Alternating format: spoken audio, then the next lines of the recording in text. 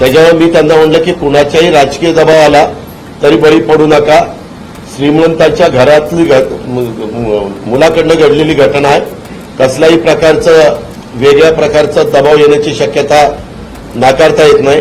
आर्थिक प्रलोभनं दाखवण्याची शक्यता नाकारता येत नाही. याला कुणीही बळी पडता कामा नये ही खबरदारी पोलीस आयुक्त या नात्याने तुम्ही घेतली. माझं सरळ सरळ विचारणं आहे सीपी पोलीस पुण्याच्या की त्यांनी तात्काळ याच्यावर क्लॅरिफिकेशन द्यावं. जर अजित पवारांनी त्यांना फोन केला होता की नाही हे सांगावं. केला नसेल तर उत्तम, पण केला असेल तर अजित पवारांचा ताबडतोब आज राजीनामा घेतलाच पाहिजे.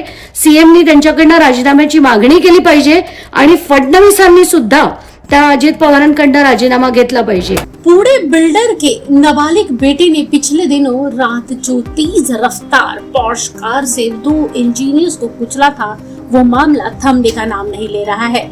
इस मामले में पुलिस प्रशासन से लेकर डॉक्टर्स पर सवाल खड़े हुए हैं, बल्कि उन 2 डॉक्टरों को भी अरेस्ट कर लिया गया है जिन्होंने उस नाबालिग के ब्लड सैंपल को डस्टबिन में फेंकने का आरोप लगा है.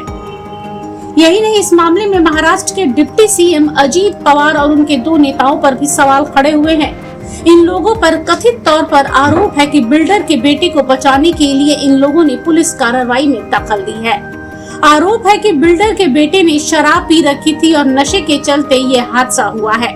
कहा जा रहा है कि 19 मई की रात को हुए हादसे के बाद अजीत पवार ने पुणे के पुलिस कमिश्नर को कॉल किया था और कारोबारी विशाल अग्रवाल के बेटे को नरमी से बरतने को कहा था. इस हादसे में मध्य प्रदेश के 2 इंजीनियरों की मौके पर ही मौत हो गई थी. इन आरोपों के बाद अजीत पवार ने यही नहीं कहा है, उन्होंने कहा है कि पुलिस कमिश्नर को कॉल नहीं किया था, इससे उन्होंने इनकार नहीं किया है. हालांकि उनका कहना है कि मैंने कारोबारी के बेटे के पक्ष में फोन नहीं किया था. मेरा कमिश्नर से ये कहना था कि अमीर शख्स का बेटा है, इसलिए प्रभाव में मत आना. अजीत पवार ने कहा है कि यदि ऐसी कोई घटना होती है और आप जिले के प्रभारी मंत्री हैं तो फिर पुलिस कमिश्नर को फोन करना बनता है.